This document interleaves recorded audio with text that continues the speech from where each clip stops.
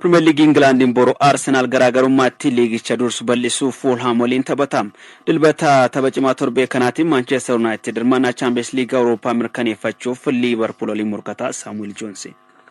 Premier League action resumes with a short trip over the Pennines for Leeds United. Ligi jaalatama Premier League in England bara 2025 xumuramuudhaaf guyyaa 21 kan incaalletu afam. Torbee 35 liigicha harraayoo eegalu Leeds United Burnley waliin taphatam. Maata liigicha hangamma kan mirkaneeffanne Leeds United halkan sa'aatii 4tti liigicha keessaa kan bu'ee fi leenjisaa kilabicha Scott Parker kan gaggeesse Burnley waliin taphatam. Burnley leenjisaa yeroo qacare Michael Jackson indurfama. Boru tapha eegama torbe kanaan Emiratetti dursaa liigicha Arsenal Fulham waliin taphatam. Champions League walakkaa xumuraa tapha jalqabaan gara Metropolitano imaluun goolii tokko qixaan kan deebi'e Arsenal tapha kana injifachuun hiikaa guddaa qabaa fi garaagarummaa ittiin liigicha dursu gara jaatti bal'isuun Manchester City wiixata Everton waliin taphatu dhiibbaa keessa galchuu danda'a. Ofittamanamummaa kanaan tapha deebii Champions League Europa irreessaa irrattiin akka taphatus isa gargaara. Taphoota Premier League sadan darban keessaa Bournemouth fi Manchester City dhaan mo'amuun Newcastle goolii 1-0 kan injifate Arsenal qabxii 73 liigicha dursaa jira. Marco Silva kan leenjuu morkataan isaa Fulham qabxii 48 sadarkaa kurnaffaadha. Arsenal taphoota 32 darban irreessaa irratti Fulham waliin taphate hin mo'amne.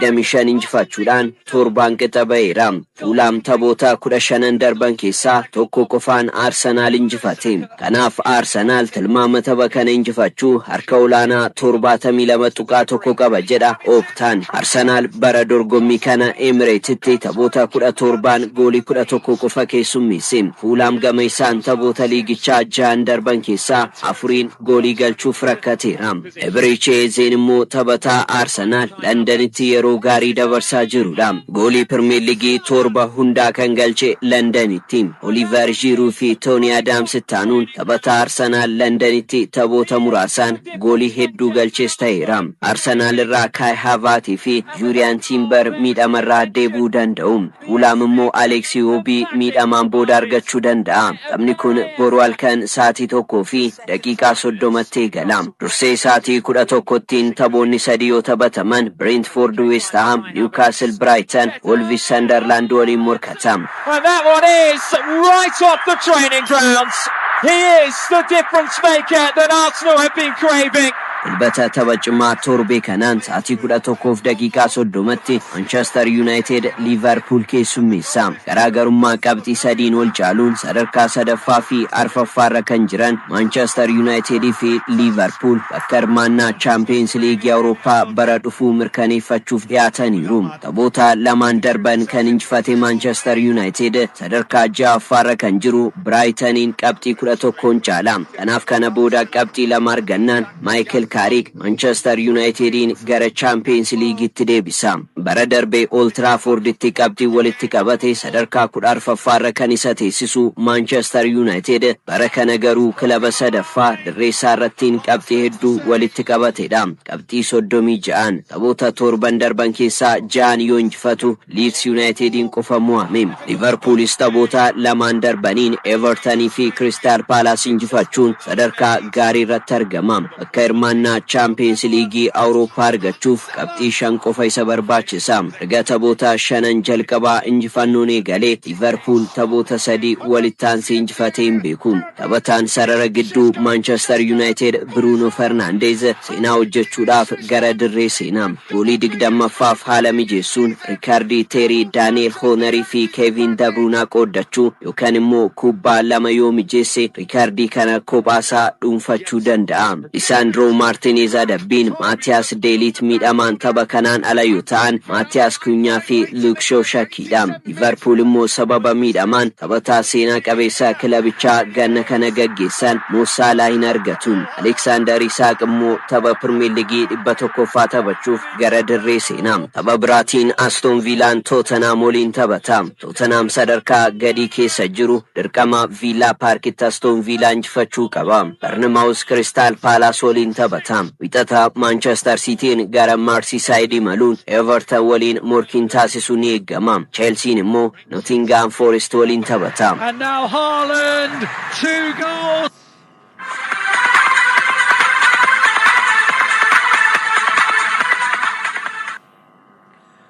Taphattoonni Arsenaal taphoota hedduu taphachuun dirree keessatti miirri dadhabbii irraa mul'atus waancaa injifachuuf waan qaban hunda kennaa jiru jedhame. Bara kana waancaa injifachuun dirqama waan ta'eef taphattoota irratti dhiibbaa qaba jedha Mikel Arteetaan. Abbaa Balamuu. Arsenal bara kana dorgommii hundaanuu liigota gurguddoo Awurooppaa 5 keessaa taphoota 57 taphachuun sadarkaa jalqabaa irratti argama. Atletico Madrid taphoota 55 sadarkaa ittaanu qabate. Champions League Awurooppaan Arsenal xumuraaf geenyaan waliigalaan taphoota 63 bara kana morkata. Leenjisaan Arsenal Mikel Arteetaan taphoota hedduu waan taphanneef humna fixachuun dadhabbii taphattoota irraa arguu dandeessu jedhe. Itti gaafatamummaa waancaa Premier League England fi Champions League Awurooppaa injifachuun dhiibbaa biraatis jedhe. Barreessaan kubbaa miilaa Sky Sport Nicky Wright Arsenal dirree keessatti garee faallaa qofa waliin taphachaa jiru.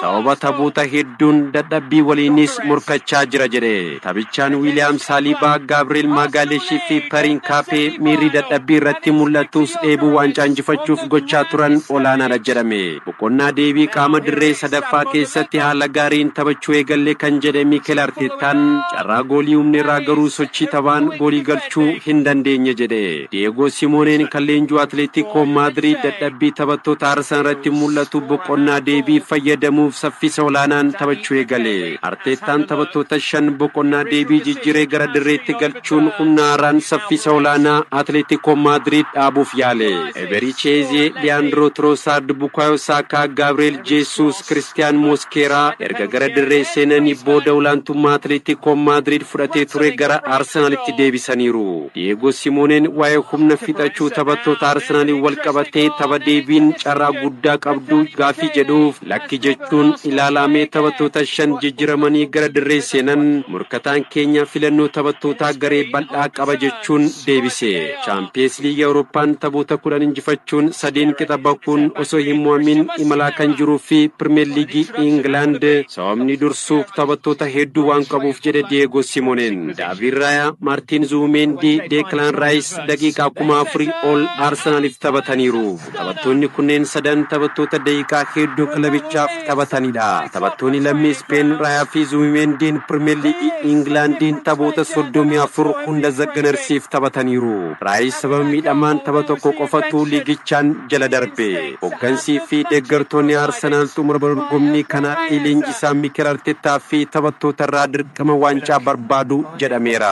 Over the top, there's Wissa.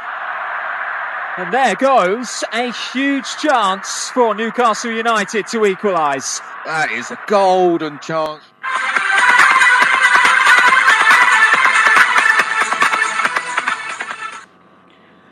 Kobe Mainoo waliigaltee Manchester United waliin qabu hanga bara 2031tti dheeresse. Taphataan sarara gidduu Manchester United Kobe Mainoo waliigaltee haaraa Manchester United mallatteessera. Dargaggeessi gana 21 Mainoo waliigaltee kanaan dura kilabichaaf mallatteesse bara 2027 xumurama. Ta'us taphatichi waliigaltee haaraa waggaa 4 turu mallatteessu hanga bara 2031 Old Trafford turuuf waliigaleera. Waliigaltee haaraa kanaan mindaan taphatichaas dabalee jira jedhame. Akaadaamii kilabichaa keessatti kan guddate Mainoon Ruben Amorim jalatti amajjii darbe ergisaan gara Napoli akka deemu murtaa'ee ture. Ruben Amorim kilabicha erga dhiisee booda Mainoon taphoota liigichaa 13 keessaa 12 irratti Mikel Arteetaadhaan hiriiree taphatee jira. Manchester United yeroo hunda mana kooti kilabiin addaa kun maatii kootii fi guddaa qabaas jedhe. Kilaba kana bakka waanan bu'uuf ofiinan boona kan jedhe Mainoon guyyaa guyyaan abjuu koo waanan jiraadhuuf gammadaadha jechuunis dubbateera.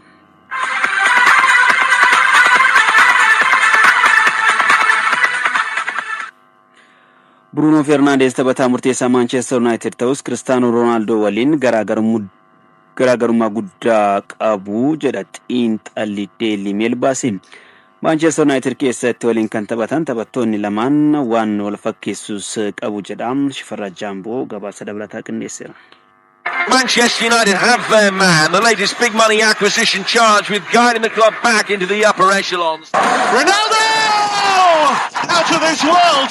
Inni tokko xiyyeeffannoon isaa kubbaa miilaa qofa yoo ta'u kaan ammoo dhimmoota jajjaboo addunyaa jedhaman kubbaa miilaa biizinasii fi siyaasa keessaas hirmaannaa qaba. Milkaa'insa dirree kubbaa miilaanis addunyaarraa taphataa fakkeenya dhaloota hedduu ta'e CR7 Cristiano Ronaldo dha jedhu xiinxalli Daily Mail taphattoota lammii Portugal Manchester United keessatti seenaa hojjetan Bruno Fernandes fi CR7 Cristiano Ronaldo tarree taphattoota Manchester United keessatti galmee kabajaa wal fakkaatuun kaa'uun ni danda'ama jechuun gaafata. Bruno Fernandes Manchester United keessatti kubbaa goolii taate minjeessuu fi goolii galchuun riikardii CR7 Cristiano Ronaldo qixxaachuun isaa xiinxala kanaaf ka'umsa ta'eera. Manchester United erga Sir Alex Ferguson kilabicha gadi lakkisee waancaa Premier League England argachuu miti dorgommiilee Awurooppaatti walitti fufiinsan hirmaannaa argachuun rakkootti ta'eera. Ta'us bara kana taphoota afur hafan irraa qabxii lama yoo argate waggoota lamaan booda hirmaannaa Champions League kilaboota Awurooppaa ni mirkaneeffata. Kana keessatti utubaan sarara gidduu kilabichaa Bruno Fernandes jalqaba irratti eerama. Bara 2020 eegalee waggoota jaan darban Manchester United taphachaa kan jiru taphataan ganna 31 Bruno Fernandes deeggartoota kilabichaa biratti mallattoo injifannootiin taphatichi tapha Manchester United Brentford waliin qixabeen kubbaan Benjamin Sesko minjeessee kenne Premier League Englandin goolii fi kubbaa goolii taate minjeessuun walii galaan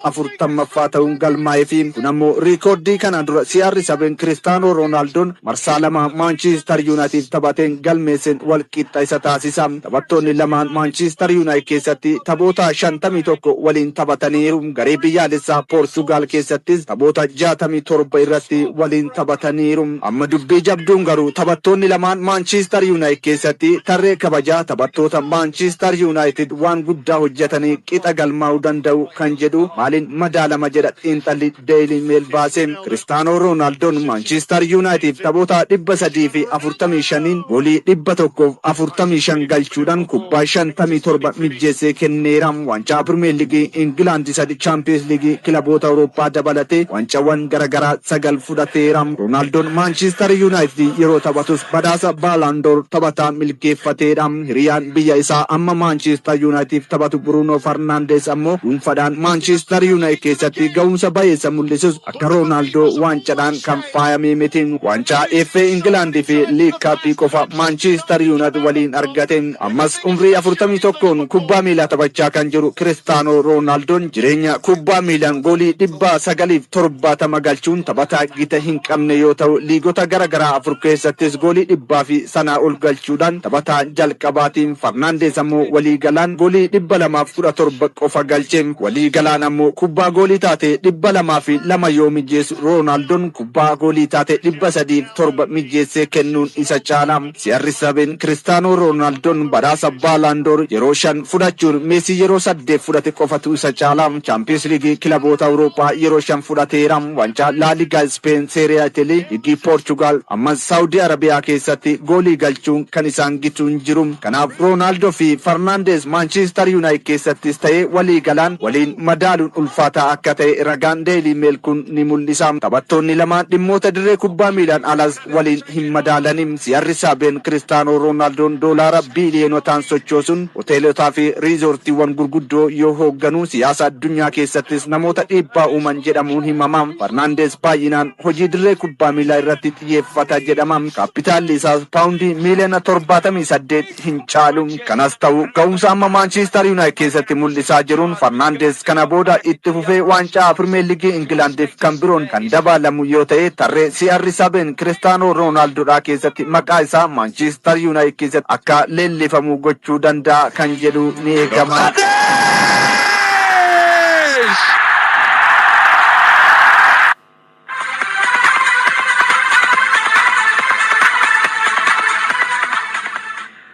La Liga Spain torbeen 34ffaan har'aa yoo eegalu Girona Mallorca simatam. Dursa liigicha Barcelonaan boruu injifattee fi dilbata immoo Real Madrid yoo qabxii gatee Barcelonaan shaampiyoonii La Liga bara kana ta'uu mirkaneeffatam dabalaniis akka ta'utti qindaa'eera. The Champions League really gave them a smash and really gave them a booyah.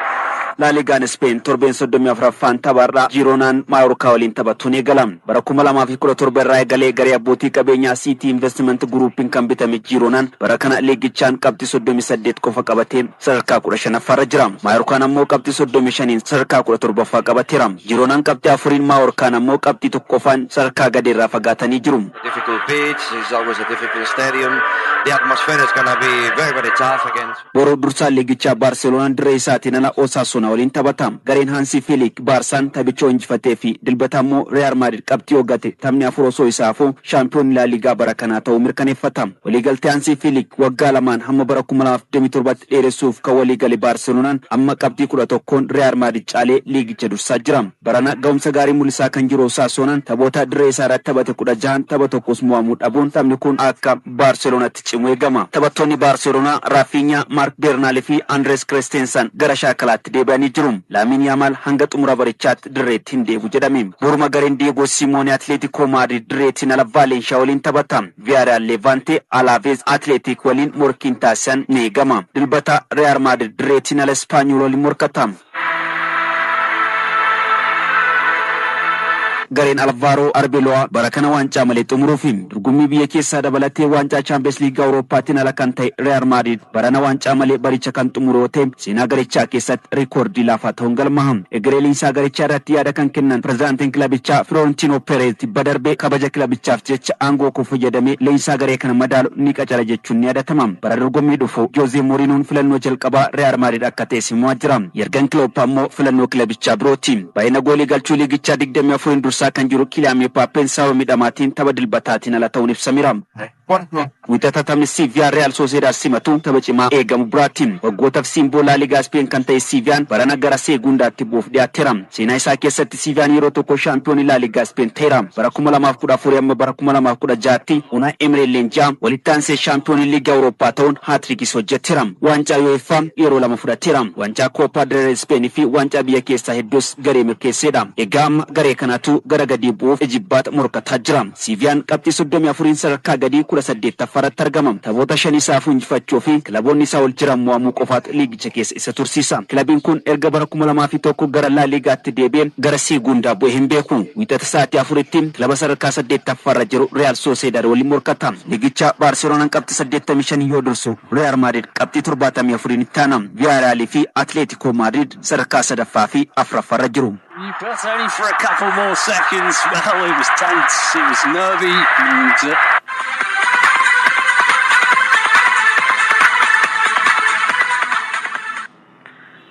Sarreetti liitorbe 35 Inter Milan Parma injifannaan shaampiyoonummaa liigichaa ni mirkaneeffata. Napoli fi AC Milan hirmaannaa Champions League Awurooppaa mirkaneeffachuuf yoo eeggaman Pisa fi Hellas Veronaan torbee kana mo'amnaan liigicha keessaa gadi bu'u. Dorgommii liiga Awurooppaa tapha walakkaa xumuraa marsaa jalqabaa Nottingham Forest Aston Villa injifate. Nottingham Forest goolii daqiiqaa 71 Chris Wood penaltiin galchee mo'ate. Midhamaan ji'oota jaaf direerraa fagaatee kan ture Chris Wood goolii isaa 200ffaa galche. Barana ammoo goolii 5ffaa galchuu isaati. Nottingham Forest tapha deebii Villa Parkitti qixabaanan bara 1980 booda waltajjii Awurooppaatiin yeroo jalqabaaf xumuraa kan ga'u ni ta'a. Vitor Pereiraan kan leenjuu kilabichi taphoota hundaan 9 darbee irratti mo'amne. Premier League Englandin qabxii 5 sadarkaa gadiirraa fagaatee taa'ee jira. Aston Villaan amajjii darbee Premier Leaguein Villa Parkitti goolii 3-1 Nottingham Forest mo'amee jira. Waancaa liiga Awurooppaa yeroo 4 kan fudhatan Unai Emery taphoota dorgommichaa 28 darban keessaa 2 qofa mo'amanii. Tapha deebiitiin garaagarummaa goolii 2 oliin injifannaan Unai Emery yeroo 5ffaaf waancaa liiga Awurooppaa fudhachuudhaaf kan morkatan ni ta'a. Tapha ramaddii biraatiin Bragaan goolii 2-1 Freiburgin mo'ateera. Konferensi liiga Awurooppaatiin ammoo Crystal Palace goolii 3-1 Shakhtar Donetsk injifatee deebi'e. Rayo Vallecanoon ammoo goolii 1-0 Strasbourg mo'ateera.